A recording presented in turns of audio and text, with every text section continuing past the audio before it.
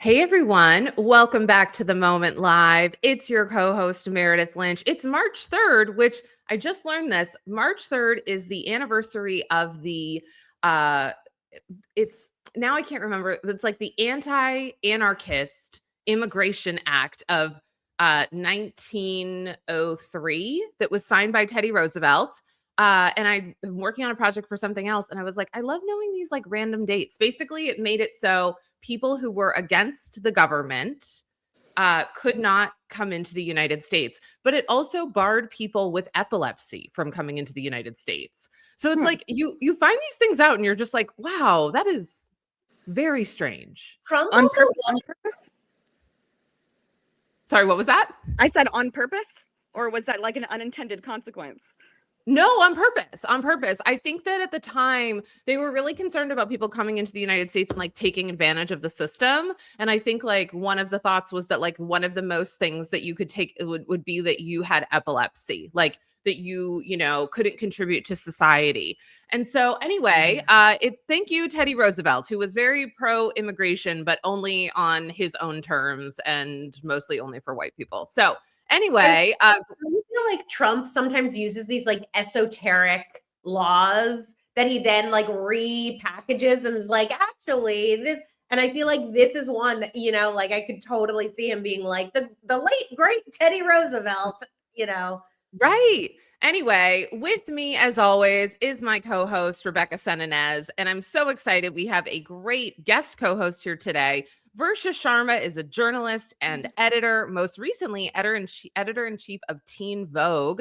She's also on the board of directors for the International Women's Media Foundation. Versha, welcome to the show, even though I really just kicked you off with like, Versha's got to advocate for the epileptic community. Like, I mean, yes, that's totally okay. I'm happy to be here. Thank you for having me.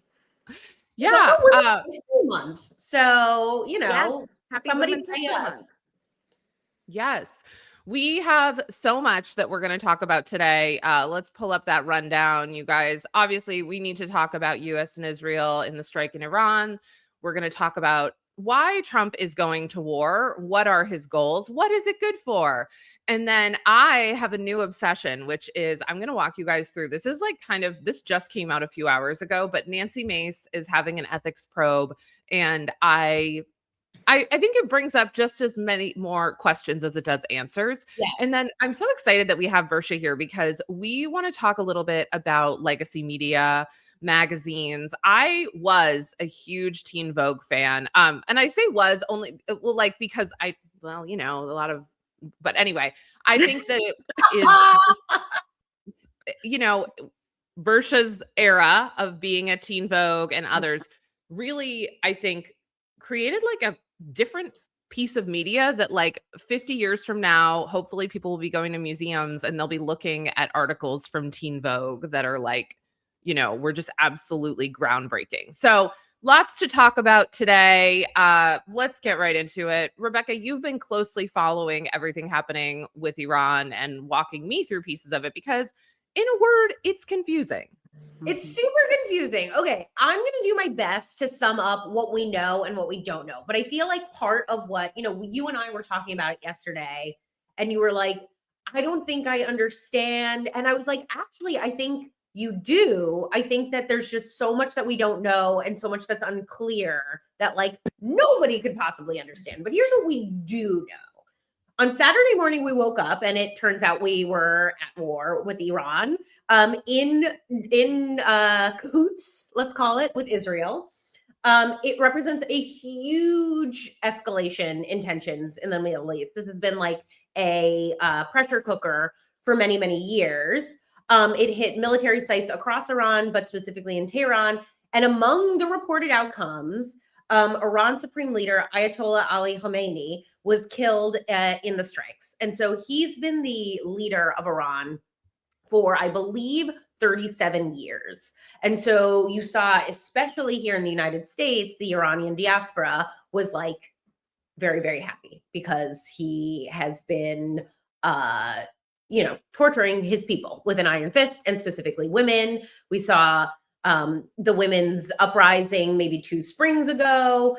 But that being said, we have like all sorts of differing opinions here in the United States. Now it's sort of spread outwards. Lebanon has become involved because of Hezbollah, and strikes have happened across the Middle East. The United States is urging people to come back. In a post on Truth Social, Trump said this about what happens next. Do we have a clip, Vienna? One nation, we grieve for the true American patriots who have made the ultimate sacrifice for our nation, even as we continue the righteous mission for which they gave their lives. We pray for the full recovery of the wounded and send our immense love and eternal gratitude to the families of the fallen. And sadly, there will likely be more. Before it ends, that's the way it is. That's the way it is. Alexa, play Celine Dion, That's the Way It Is. Well, also, one of my a lot of fave people were songs. saying, do you remember in Shrek when Lord Farquaad was like, many of you will die, but that is a sacrifice I am willing to make. He like all but quoted Lord Farquaad. So just to wrap it up before we like start to chew on it, because there's so much to chew on here. It's sort of unclear Alexa, why. turn off. Sorry, that really cued my Alexa. What? Alexa, turn off. All of a sudden, I just heard it go. It was Celine. Oh, this plays Celine. Oh my God, that's so funny. That's so funny. Oh my God, that is a banger. Sorry, guys. I was like, oh my God, here we go. It's an absolute banger. Back to our regularly scheduled, although we're big Celine Dion fans here. That is honestly an underrated song of hers. Yes, I love that song. So I love that you guys love that song. Did you also know, I just found out that, there were nights when the wind was so cold. That song is about Wuthering Heights. It was inspired by Wuthering Heights. I know. I didn't know that. I didn't know that either. Anyways, Trump says we're going to be at war 4 or 5 weeks or however long it takes. So somewhere between 4 to 5 weeks and indefinitely. Meanwhile, Marco Rubio says that the biggest attacks are yet to come. So that is, I think, as much as we sort of know, like officially, information is coming in, who's supporting what's happening. But that's what I gathered, that I was like, I feel like this is the bones of the story. Versha, what was your reaction when you saw this? I mean, oh my gosh. It was like, again, right? It feels kind of similar to what we saw with Venezuela a month ago, or how many weeks ago that was now. Also, I think we can all agree that any action the Trump administration takes is not fully thought out. So even if there is like an unintended consequence or a positive consequence of regime change in Iran because of the Ayatollah and the oppression of women that we see, I think we can also agree that Trump is not necessarily the person we want to see leading this charge, because God knows what his motivations are. So I think I want to say two things quickly. Well, a couple things quickly. One about the Iranian diaspora on how they're reacting to this. I think it's a lot of them are maybe happy and celebrating the end result of the Ayatollah, but I think a lot of them are also extremely worried about what's going to happen next and what comes next. A lot of them, again, know that Trump has a history of going in thoughtlessly, and so we can't imagine he's got any sort of well thought out plan for what actually happens next. Iran is also in this deep state of censorship right now. There's basically a media blackout, so we're not able to really hear that much from people on the ground in Iran. We only have Iranian state TV to listen to, and of course they have their own agenda. There was a good article in the New York Times that just came out yesterday that I was reading about Trump's rationale for going to war. And it talks about how much Netanyahu pushed him to do this. And even if in the State of the Union last week, Trump mentioned diplomacy, that word has come up around Iran in the past, but he's also very much signaled he's interested in a military offensive in the past as well. But it was really, according to the New York Times reporting, Netanyahu who pushed him over the edge and pushed him to really go to war without congressional authorization and everything else that we're seeing. So. Yeah, without congressional, the congressional oversight part is wild to me. He's just sort of like, sorry about it. Netanyahu and I talked about it. Exactly. Yeah. I think one of the things I keep thinking about is I was pulling some data last week on Trump's approval numbers around Mhm. immigration, Mm. and they are staggeringly low. Trump went into the State of the Union with, I think, the lowest approval rating of any president going into a State of the Union.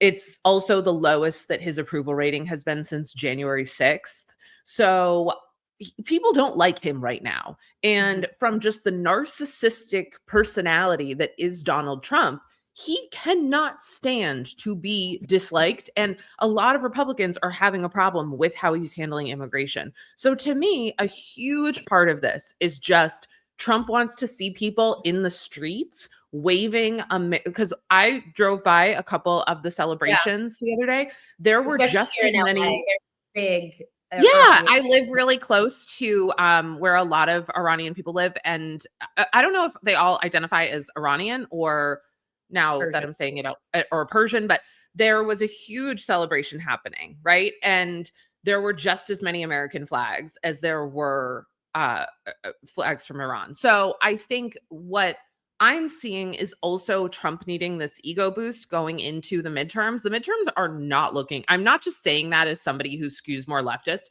They are Yeah. not looking good for Trump and Republicans.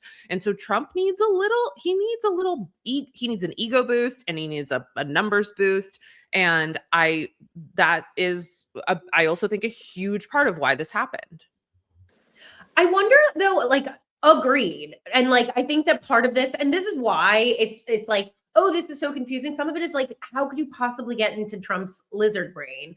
But also on the other hand, I feel like the people who voted for him, like I talk about this all the time. When I was doing some campaigning and I talked to a woman who was like, I want to vote for Trump because he's not going to get us into more wars. Like he was consistently, like, I think there are people in the MAGA sphere who voted for him because they thought that he wasn't going to do the neocon thing. And so that's part of my curiosity. Like, I think you're right. I think he likes the optics of American flags. And yet, like, there's a huge part of the America First base that was like anti-war. And so I'm curious how this all shakes out for him.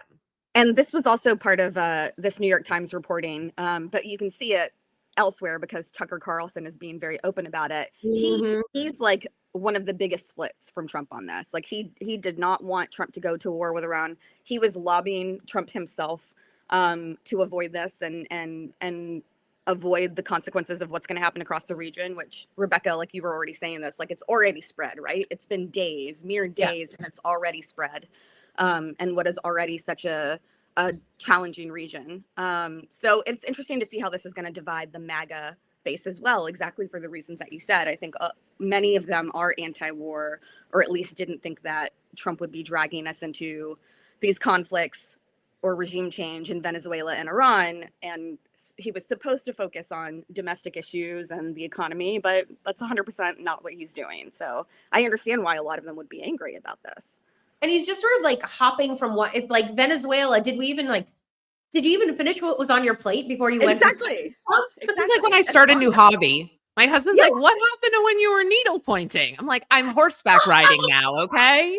It's a new hobby. I'm very committed. Yeah. But at the same time, I was reading, and Versha, this was in the New York Times as well yesterday. They did I don't know if you guys saw this, but they basically asked Trump voters in Texas, how do you feel about this? And I think one of the sentiments I was picking up was they were like, it's a bummer, but like, we don't want to go to nuclear war. And so I think he's able to sort of be like, I know I said no more wars, but I have to keep you safe. And this is different. Yeah. Yeah. And so this is the only way to do it. So I do think he's finding ways to justify it. And I think he uses the fear of what a lot of voters remember, which is what happened on the day of 9/11. And I'm not saying it's the same, but it's like he's able to get in their heads and be like, do you want another 9/11? Even though that's not like what's on the table, but people will be like, no, of course not. Like, and I don't want Iran to have nuclear weapons. He's like, he justifies the fact that he has to do this. And I think that's working for his base.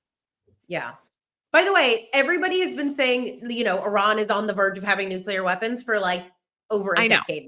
You know what I mean? Like, I'm not saying that you don't know, just like, it's such like a funny not funny, but like it has been this like dangling threat forever. And this is one of the questions that came to my mind. And maybe Versha, you have a sense, because I actually haven't read that New York Times article, and maybe you have some insight here. We did our State of the Union special last Tuesday, and Meredith, you saw me the whole time. I kept on being like, when is he? I thought going into it that the State of the Union would be basically a press conference justifying a hit in Iran. Like, I wasn't surprised that we did strike Iran. What I was surprised was that the State of the Union, he talked about it for like 3 minutes, and then the rest of it was like an award show. And so I wonder why you think, like, he hasn't really given a justification to the American people. And I wonder why you think he didn't talk about it at the State of the Union. Yeah, I think that's a great observation. I think there's a couple of factors here. One, going back to Trump's lizard brain, as you put it, he's not that strategic, right? And nor is his team. So that's one. There's not a lot of forethought there necessarily. Yeah. Two is that I think that because this has proved to be divisive in the MAGA world, among the diaspora, in general, and of course around the world, I don't know how much he wanted to signal ahead that something significant might happen. I mean, there's an intelligence layer to that as well. Mm-hmm. And then I honestly don't think he cares whether or not the American public understands what he thinks his rationale is or not. I don't think he cares about being legitimate, right? We know that across a number of fronts. He certainly doesn't care about conducting a legitimate versus illegitimate war. So, I mean, I'm not surprised that it wasn't telegraphed more clearly in the State of the Union, but I also, I don't know. And I'd turn this back around on you guys and be curious to know what you think. Was there even one overarching takeaway from his State of the Union? Or was it just a ramble like it usually is? I love hockey. That was the biggest takeaway. Men's hockey. Exactly. Men's hockey. I would say that was the biggest thing. I still have a crush on Mamdani. Like, yes. Yeah. Mamdani, I mean, I would say Mamdani, who was very opposed to this war as well, and came out quickly and said that. Unsurprisingly. Yeah. I feel like, I remember maybe, I'm going to call this like 2 months ago. I think December. I remember I love Truth Social. Like, I don't use it, but I love like following. Like, I'm fat, like I have my own lizard brain problem. Trump was hosting like the Kennedy Center Awards or something, which like now he's closed. And he Truth Socialed like, I'm going to be doing this on live television, and like basically like, tweet at me if you think that I should quit my job as president and become a full-time like television host. I'm better than Jimmy Kimmel. Like, I'm paraphrasing, but also like only barely. Like, if you looked at it. And so I think that the overarching theme of the State of the Union was like, I'm better at hosting shows than Jimmy Kimmel. I really think that is, he was like, I get my moment on national television. All eyes are on me. And all he ever really wanted was to be a TV star. And it was like the biggest TV star. So why not? Exactly. I'm sure you've seen the commentary that's like, it's really a shame for so many reasons that the Trump timeline has been the way that it is. But truly, in another life or universe, Trump would have made like a great drag queen show host. Like, that's his vibe. Like, my deepest conspiracy theory is that Trump is actually just a big performance art piece. That he's like the biggest performance art piece in the history of the world, and he's just performing what it would look like for the swampiest version of the United States government, and the whole thing is just a performance. Well, I don't think we needed a sequel. Like most things, I don't think we needed a sequel because they never are as good. I mean, I also want to talk about for a second, like 4 American service members have already been killed in this. Yeah. And watching Trump speak about it. And I mean, I know that's his style, but just to be like, that's the way it is such a deeply, I think, harmful way of looking at the loss of American lives overseas. I think to me, it reminds me of the fact that like Trump does not care about people who are not wealthy. And I'm not saying that like if you're in the military, but like that is in particular, like these are not his elite friends that are in the military. So he doesn't care that these, young people are dying over there. Isn't going to get drafted. Yeah. Well, here's the thing. People keep being like draft Barron. I'm like, to be honest with you, like Trump does not, and I say this with, I think there's a lot of bad people out there that love their kids. Trump does not love his kids, in my opinion. I don't think he loves them. I think Melania loves Barron 1,000%. But Trump doesn't want them to get drafted because it would look bad for him, not because he doesn't care. Like, I can guarantee you, if like one of Trump's kids is like, oh my God, I'm really sick, I have the flu, he doesn't give a shit. Like, there is no love for his children. All he cares about is status. Like, if it would make him look good to send Barron to war, he would send him in a minute. Like, he doesn't care. So anyway, I just thought that was so indicative of how maybe these next 5 weeks or 5 years could go. Do you remember COVID when he came out and he was like, and like a miracle, by Easter, COVID will be gone? That's kind of what it reminded me of, is like, okay, 4 to 5 weeks, and 6 years later, we're going to be like, oh yeah, remember when it was going to be a 4 to 5 week war? That's what I think. Yeah, very reminiscent of Bush and the mission accomplished banner that he put up 3 months after invading Iraq. Trump has had an interesting and horrible through line when it comes to military families and veterans in particular. He has a really, really nasty record of what he says about them, which I don't know why that's so galling to him, especially because he himself was a draft dodger, right, in the Vietnam War. Like, he drafted 5 times. And yet he has kind of made it a point to attack a lot of military families, which, you know, there's a lot to unpack there. But I'm totally with you, Meredith, about just like the callousness of what he said in the clip and the way that he talks about it. And then just back to this also through line of how incompetent and thoughtless this administration is. I don't know if you saw this, but 3 American jets were already taken down by friendly fire. Yeah. And the crew's all fine. The pilot's all ejected safely. Nobody died. But again, like 48 hours into this new offensive and we're already shooting down our own planes. Like, what's also going on? Traumatizing. Like, you know what I mean? Just like, even if you get out unscathed, the experience of war is traumatizing. And I think, Versha, that's a great point about how he treats military families. And I think it's because there's a deep insecurity in him for the fact that he is a draft dodger, that he did never serve. And like, that's one of the things that I think with the Biden family always really hit him. They're a military family. You know, Beau Biden had such an amazing service record. And so I think that's one of those things that like, he can never land the military piece because it's like a hole in him. And not everyone has to serve in the military in order to be a good American, but like, he's so, I think, innately insecure. Yeah. I think that's totally right. Projection is his whole thing, right? Yes. 100%. I also think we can't ignore, and then I think we should talk about your Nancy Mace obsession, but I think we can't ignore the fact that these are all old men.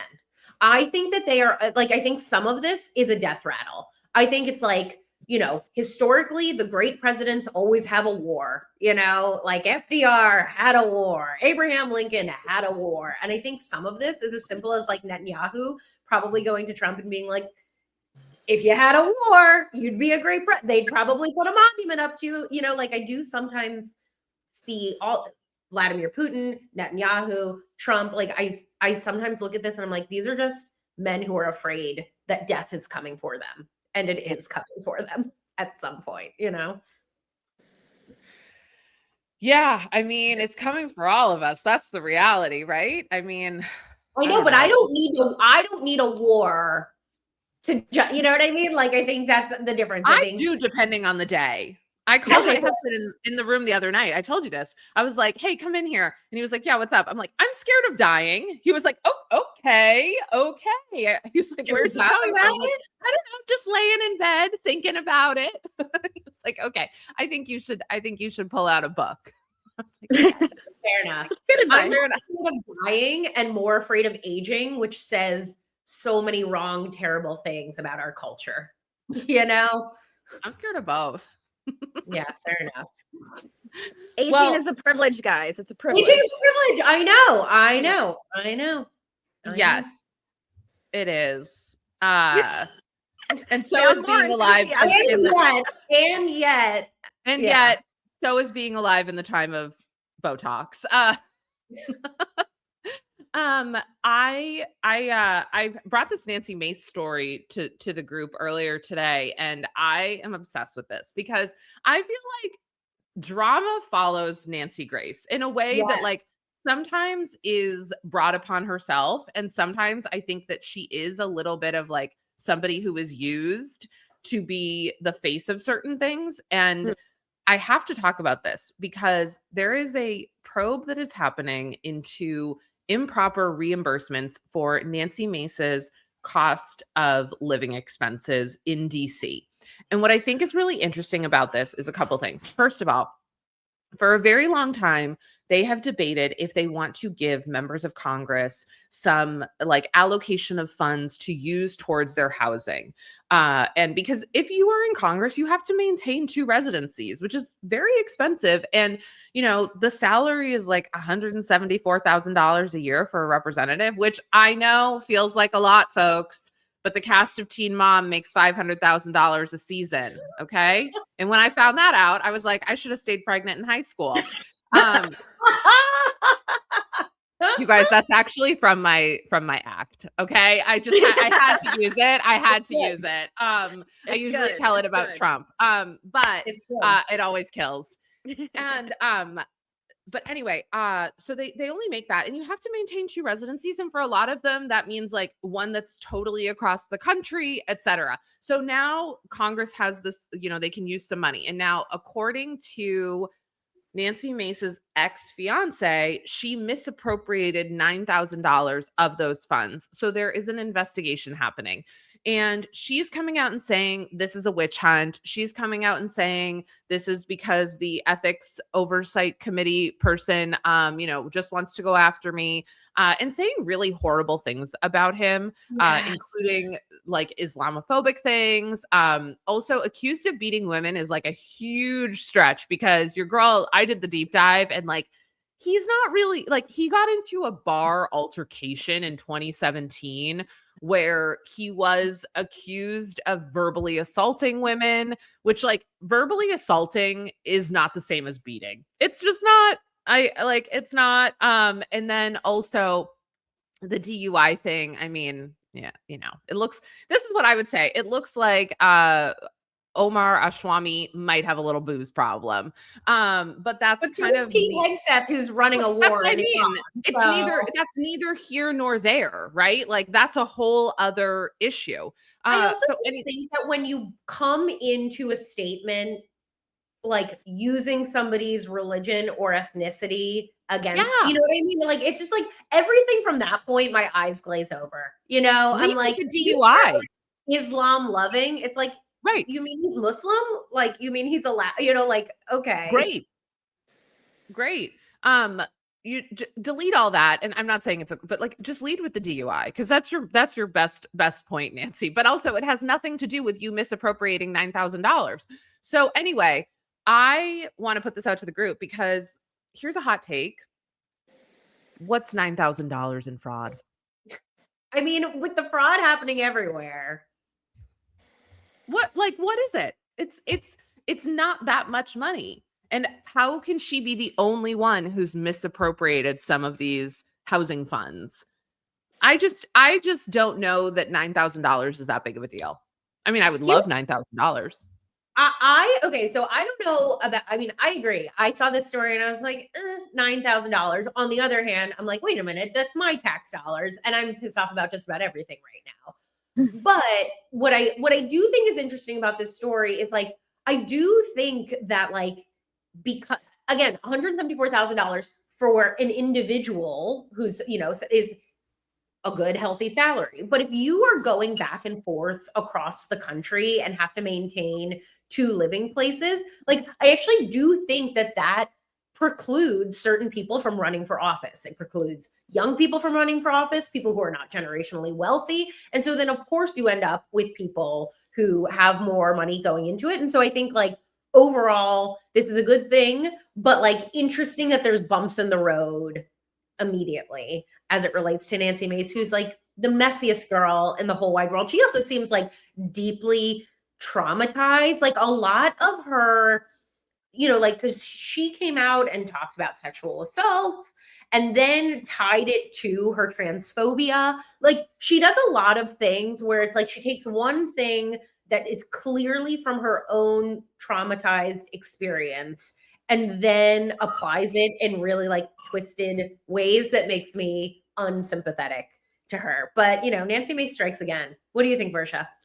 Yeah, I mean, I think for me, it's less about the dollar amount of $9,000, which I think, that's a fair thing to discuss, like how much is this in the grand scheme of things, but it being Nancy Mace specifically, right? Because she does have this very public record of transphobia, as you were just talking about, Rebecca, like extreme Islamophobia against anybody, including probably just brown people who aren't even actually Muslim, but she's made crazy about them too. Like, it's that kind of Islamophobia. Like, this is the kind of scandal or controversy that like she would use to try to delegitimize somebody else based on their identity. And so, if Congressional Ethics Office is like actually working and things are proceeding as they should, I'm all for that. But I think it's more about what a hypocrite she is and how people in this universe are. And if it were to happen to a Democrat or just somebody that she didn't like on some basis, how much she would try to tear that person apart. And of course, it always turns into a victimization ritual. Like, I think I just saw she posted on X or some social media platform, like, they're coming after me because I'm fighting for you, the little guy. And it's like, no, it's like Rebecca said, it's actually your tax dollars that are potentially being misappropriated here. And also, like, that's not what you're doing. She was in a House oversight hearing with Hillary Clinton yesterday, asking her with Lauren about Pizzagate. Like, it was just like Hillary got so frustrated and walked out. I think like this is not somebody who cares about her job. Do you have a clip of Hillary reacting to Lauren Boebert? I think Vienna thought 10 steps ahead and pulled a clip. Oh, she doesn't have it. Never mind. Sorry. But yeah, we saw they finally released that footage yesterday, and you can see Hillary Clinton doing her like classic, like, but yeah, they grill on like nonsense. And by the way, it also muddies all of the headlines. It becomes confusing as to like what exactly we need to be paying attention to. Right. Yeah, you're right. The hearing was actually on Thursday, but they just released the footage yesterday. That's what it was. Yeah.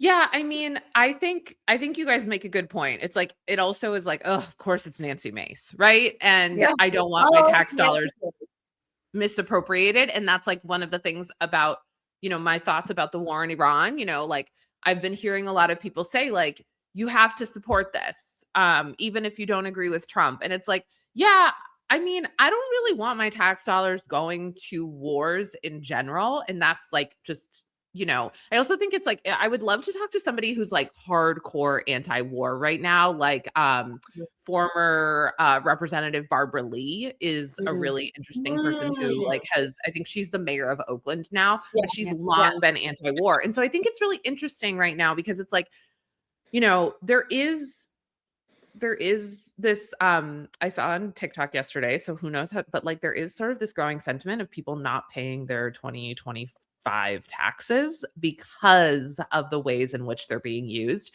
And I think this was a movement during the Vietnam War as well. But want to throw this out to the group. How do you feel about, like, this isn't Joe Giudice tax evasion. This is different tax evasion. We actually did an article about this. I'm trying to pull it up at Teen Vogue. Interesting. It's tax resistance. That's what it's called. War tax resistance. And this 100%, I think, will happen more because of what we're seeing in Iran and Venezuela. But with young people who are really upset about the U.S. supporting Israel's military actions in Gaza, a lot of them were starting to organize and say resisting war taxes is the way to go. So I think it's fascinating. It's a fascinating way to protest. Sorry, let me let Rebecca jump in. No, that's great. I love that Teen Vogue did that. No, I think that like it's the same, Tara Palmieri was on the show last week and she made the point that really, like, I think what all of this is leading is pushing towards is just a populist revolt. I think that, like, these are all such like simple and stark things in some ways, which is like, hey, I don't want my tax dollars going here. Hey, there's an elite class of men who are running a pedophile ring, you know?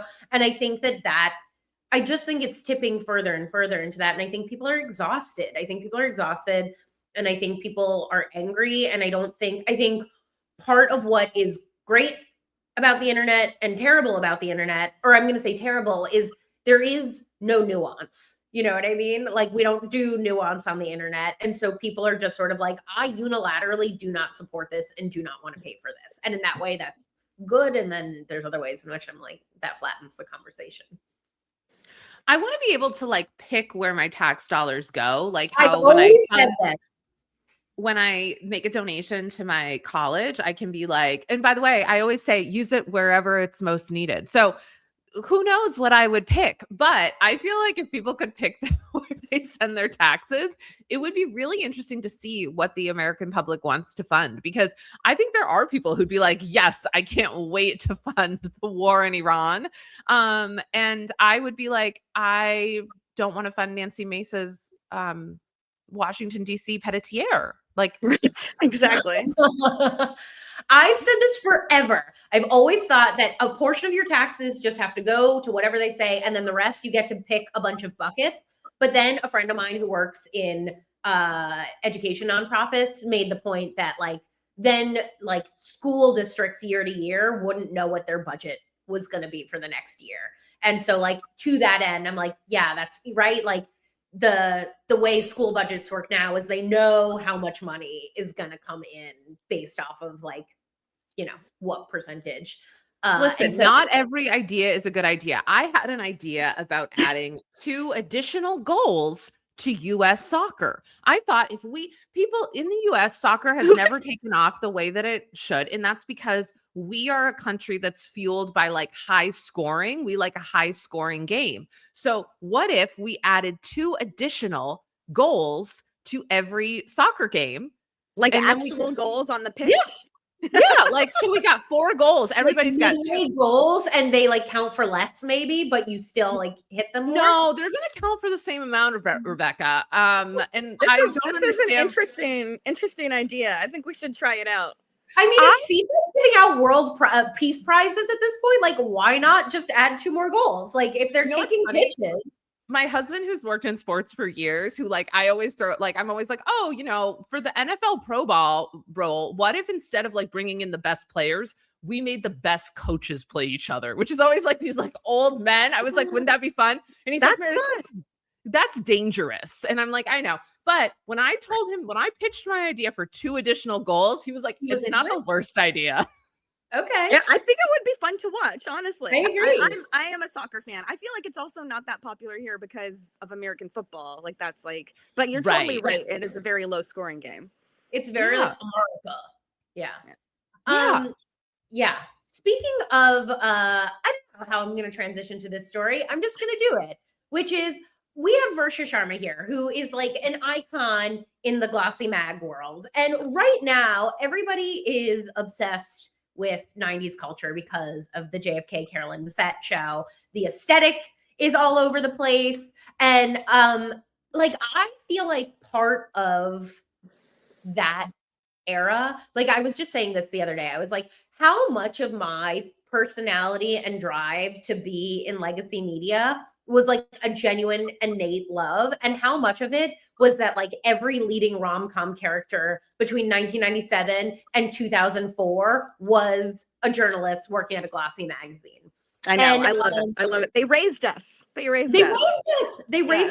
Okay. This is my other thing. I don't want to see Devil Wears Prada 2 unless it's just her on a therapist's couch talking about how much the whole thing was a freaking scam at the end of the day. Meryl or Anne? No, Anne Hathaway. Oh, okay. Anne Hathaway. Because I'm sorry. That's not how I experience the world, that you go and work for a powerful woman and suddenly all the doors open. The way that I experience the world is you go and work for a powerful woman and you exhaust yourself and burn out, and then look introspectively and say, how much of this do I actually want versus how much do I want this image? And that's the only Devil Wears Prada 2 I'm watching. Rebecca, you just described what I'm living through. Girl, don't I know it? Now. I know. You and I can go have an offline conversation. Yes. Yeah, no, it's a real thing because I think that that's in some ways what they sold us. They were like, all right, girlies, you're smart, you dress well, you're ambitious, and all you need to do is go out there and be smart and then like start to, make networks and like find a woman who's going to sponsor you. And then all of a sudden, one day, somebody's going to turn around and notice how hard you work and how smart you are. And that part never happens. You just wake up one day, middle-aged, and you're like, oh, I'm exhausted. And I used to want to do, you and I are both Edward R. Murrow Award winners. It's like you wanted to, that thing that you wanted to do, that sort of like real, like heart-driven reporting, that's like research, is like, when was the last time you actually got to do that versus the climbing? So anyways, all of this to say is I thought we would revisit, what is now the tumbling legacy media world and shifting leadership. So that's what I wanted to talk about before we head out. Yeah, I'm happy to talk about that. I feel like that's basically been my whole career. I mean, I'm a millennial. I was at Teen Vogue for 5 years and managing a team of fellow millennials, and then of course mostly Gen Zers. Before that, I was at Now This for 7 years, where I helped, build it up from when nobody knew who we were in 2014 to what it is now. So my focus has always or largely been on reaching young audiences and working with new ways of media, the new ways that we're all consuming news and stories, of course, on our phones, largely through video. And definitely have a lot of thoughts on generational shifts in leadership and management and newsrooms for sure. Well, Meredith pointed out, go ahead, Meredith. No, go ahead. Oh, I was just gonna say, Meredith pointed out, she was like, let's play this clip of Chloé Malle and Anna Wintour, who were interviewed by the New York Times. And I think it really epitomizes, I think it like stirred the internet and it epitomizes the tension as generations shift in leadership in the media. So let's play that clip quickly. And then that Vogue had or another Condé Nast publication had in the late 90s. What would you do with it? You've got me excited thinking about this now. Sort of what would I do? I would build a whole new podcast studio. I would pay everyone 30% more. I would make sure the social team had more people on it because they're working all the time. I would have our app staffed more fully. We have so many ideas about shoots that we're excited about doing that take people on adventures, and those budgets would really help with that. And we are still finding ways to do these things, but there's always more you can be doing. But to be clear, Jessica, we have a very healthy budget at Vogue, and how we use it and use our resources is constantly changing depending on the moment. I'm a Chloé stan. Just so we're all clear, when the announcement was made, I will admit, I was like, oh, great, the Nepo baby got it. And then I started actually reading about Chloé, and I started looking at her approach, because I think it's really easy to just go down the rabbit hole of like, oh, she just got it because, she's got a famous mom and she's been around. Chloé's, I used to work in nonprofit fundraising for a really big shop, and we used to put people in 2 categories, show ponies and workhorses. Chloé's a workhorse. Yeah. Chloé's a fucking workhorse. Yeah. And I even just exampled by that answer. And so I don't know. I mean, Versha, you've probably been in proximity to Chloé. I don't know if you guys overlapped at all at different publications, but I just would love to hear your thoughts on where you see her taking Vogue. Yeah, for sure. No, we overlap just a little bit. I mean, we were both at Condé, so I've known her for a little while, but I think I'm totally with you. That answer exemplifies why I think she is a good editor and leader in this moment, because I think her answer is pretty much exactly what I would do as well. I love that she's thinking about the staff. She's thinking about how many hours they're working. She's thinking about their salaries. This is part of the generational change in leadership that the boomer generation didn't necessarily think about that or care about it, honestly, when it came to their direct reports. But millennials, because of the way that we came up and the BS that we had to wade through and the unpaid internships and the long nights and the slugs and all of this, now that we're in positions of power and influence, if we can make it a little bit easier on the next person coming through the door, then I think that's what a lot of us want to do. So I think that's 100% what Chloe's answer exemplifies. And it's just realistic, right? Like it's realistic about the operations of what it takes to run both a print and digital and social publication in today's day and age, which is one reason why, Anna promoted her and hired her, because at 39, she is somebody who understands the way that people consume content today. And she is a workhorse, to your point, Meredith. She was at Vogue for 14 years. I know people might see the Nepo Baby headline or relation, but she was at Vogue for 14 years, working in a variety of positions across those years before she got this job. So, she didn't come out of nowhere, for sure. Yeah. She knows the DNA of the brand. Can I say? And also, no, go ahead. Well, I was going to get controversial, so go ahead. Yeah, I just wanted to add one of the things. Amy O'Donnell did some really great coverage of this. Amy O'Donnell did some really great coverage of this when Chloé was promoted, and one of the things that she noted was Chloé, actually, it's one of those things that I think we can all relate to this. Not only, yes, it was a promotion, but she also has so many things that she has to keep doing. In addition to this role that she's taking on. So I think one of the things is there's still that toxic culture in her promotion of we've all been there. They're guess what? We're giving you this incredible opportunity. And you're amazing. Can I get someone to take over XYZ so I can focus on ABC? And they're oh, no. You're going to have to keep doing that. And the salary, I don't know what her salary increase is. I hope it's healthy. I hope it's great. But there is still that culture for women in work where it's we just add to your plate. We don't take away from your plate. And that's also one of the things that I noticed when people have been talking about her shift in responsibilities. Yeah. Well, that kind of speaks to one of the things that I was going to say, which is I don't know her personally, but I was not a big fan of this choice because I find her to be so bland and uninteresting.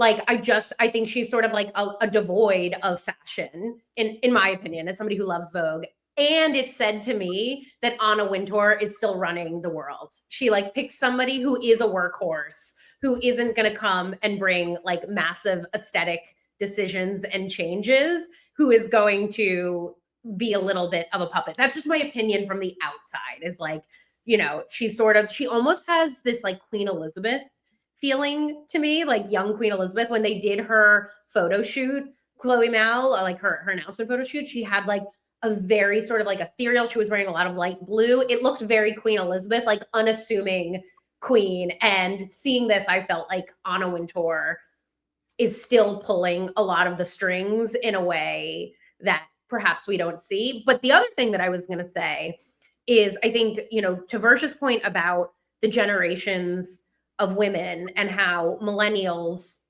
and I truly believe this, and I really hope this, are it was really hard for me in this way. So how do I fix this? I think there's two ways to respond to trauma. And one of them is, this was terrible, and so I don't want to impose it on the next person. And then there's, this was terrible and I had to deal with it, so why shouldn't you have to deal with it?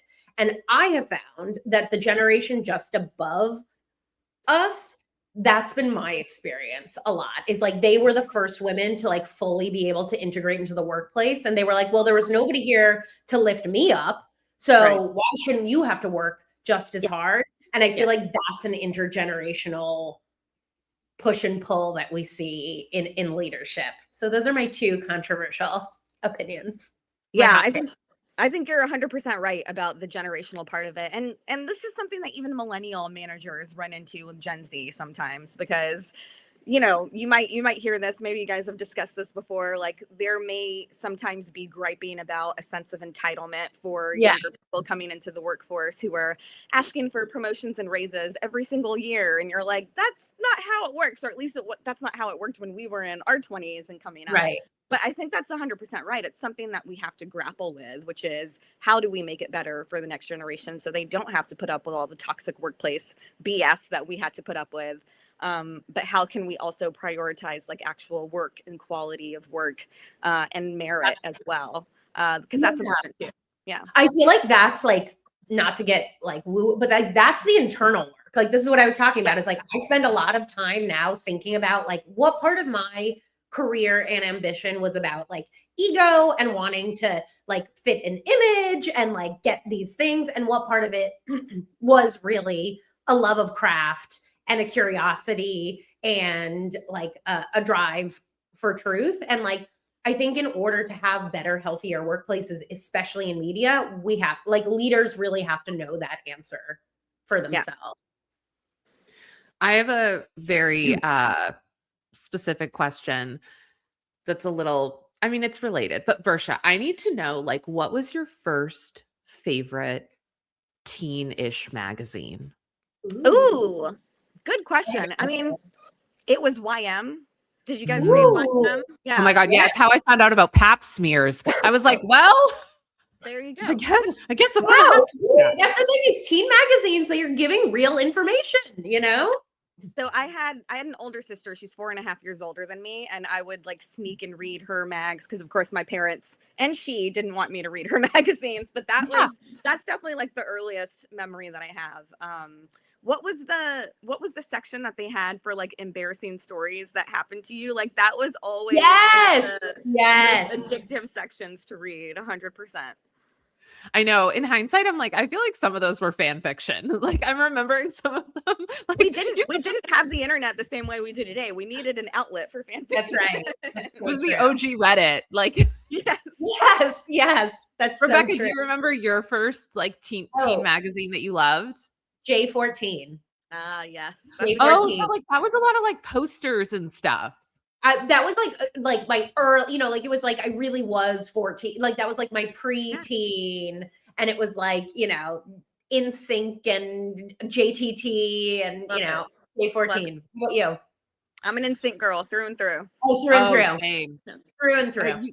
Yeah. Also, partly because like I didn't catch on to Backstreet Boys fast enough. So then like NSYNC came out and I was like, they're like, which one do you like? And I was like, I'll just pick the newer one. Like, I don't know what to do. Yeah, that's true. Backstreet Boys, I was like a little young. I was like, yeah, a little earlier. Yeah.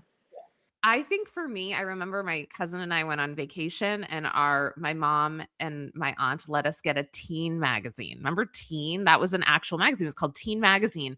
And I remember there was a story in there about a girl. This is awful. There was a story in there about a girl who she went to like a soccer tournament and her family came to watch her. And on the way home, she'd gone home on the bus and they'd all gone home in the car and they'd gotten into a car accident and they'd all died. Oh my God. It was like the most traumatizing story. And it did like I was too young to read it.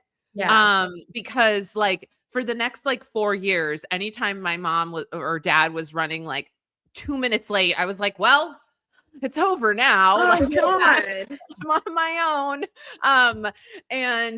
But I do remember those magazines. Like I grew up very Catholic. And so there were certain things that just like weren't talked about, like pap smears. I had no idea. So I think there were things in those magazines that I was learning about, maybe sometimes a little too young, but things that it was like really great to hear it from like not some girl in the bathroom at middle school. Yeah, absolutely. Yeah, I feel like I learned so much about periods and, Cosmo, 17, all of those magazines, definitely. Yeah. So, although I am of the opinion that they all made us way more scared of toxic shock syndrome from tampons. To this day. That's such a good point. To this day. Yeah. That also had a real traumatic impact. That's so funny. Wow. Yeah, we all have. That's so funny.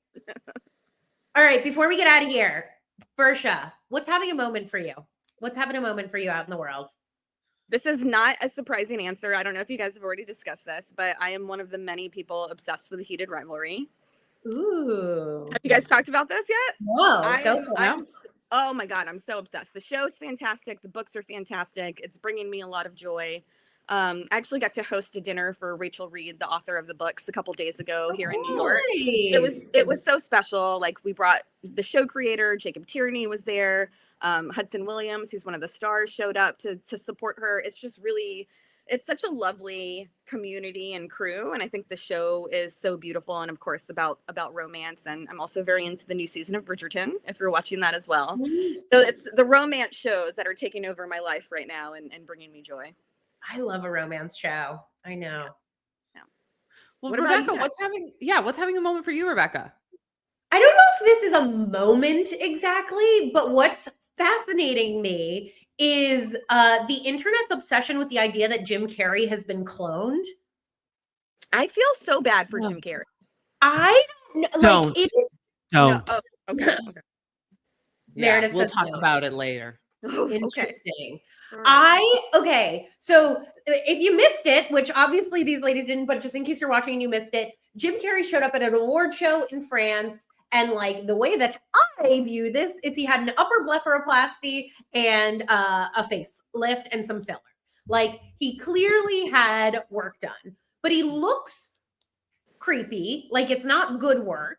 And also, like, I get it because I feel like Jim Carrey goes through these phases where, like, for a little while, he was the guy with the beard that was like, nothing is real. And like, I don't buy into the Hollywood bullshit. And now all of a sudden he's like, you know, but what came of it is all of these internet rumors, which are somehow weirdly connected to the Epstein rumors, that he is in fact a clone that has been like dropped in because he had been talking about the Illuminati. And that's why they had to switch him out. The other rumor is that somebody dressed and impersonated him. I think none of it is true. I think the fundamental problem is we all saw Anne Hathaway, Emma Stone, and Lindsay Lohan's facial work. And we were like, that's what I'll look like if I get some facial work. And the truth is, you're not going to look like that. And most of the people come out and they look like ghouls. And I think Jim Carrey just got some bad plastic surgery. So that's what's having a moment for me. Yeah, I don't know. I mean, like, I also think you gotta let the filler settle. And I also think like it's probably a very male attitude to be like, whatever, I'm fine. Like the bruising's gone. I'm gonna go out. And it's like, yeah, I mean, also too, like we all have puffy days. I have puffy days, you know? I don't know. They get that, like Demi Moore. I remember there was a little while where she had bad plastic surgery. And of course, now she looks incredible. Like, I think like they're ultra wealthy people. And so they're like, let me overcorrect, let me undercorrect. They're clearly afraid of aging as much as I am. But I just thought that was like, the internet is such a bizarre place where like, that's the conclusion that was drawn. Not that he had a bad upper blepharoplasty, but that because he had been speaking out against the Illuminati had to put in a double to silence him. I didn't know about the Illuminati aspect of it. I'm not surprised, but I did not know. It's the Illuminati. It is. Meredith, what's having a moment for you? Well, actually, what's having a moment for me is this is my last show before we move to studio. Oh, that's right. Yeah. I was like, are you telling me something? I know. I don't want to start any rumors. I mean, I'm sure we'll be back doing this here in our homes in some iteration at some point. But we are moving to studio next week and I am out on Friday. I have to go home for a family commitment. So Rebecca's going to take the lead. And we have a great guest co-host, Tracy Gilchrist from Holding Space for the Lyrics of Defying Gravity is coming. We love her. Amazing. Yeah, isn't she the best? Yeah, we love Tracy. Yeah. So, I mean, it's just kind of wild to me. We started this show in September of last year and we were doing it just on TikTok Live and I would like get my phone all set up and now we're moving to studio and it's such an incredible opportunity and I'm really excited for all the things that we're going to be able to do there. And I'm also like not going to miss like I don't know, who knows what can happen in this house. Celine Dion turning on. It's I know we'll be back here again for other things, but like it does feel a little bit like the end of an era of doing it here. So yeah. That's super exciting. Congratulations, guys. It is exciting. And we hope to have you back again. Before we go, tell everybody where they can find you, where they can read your work. Absolutely. You can find me on Instagram at Versha Sharma. I'm also at Versha Sharma on Threads, Versha Sharma on TikTok. I'm more of a lurker there. I'm not super active. But yeah, find me online. My email is out there if you ever want to get in touch. And I'm so happy to have joined you guys today. This was great. Thank you so much, Versha. And thank you, everybody.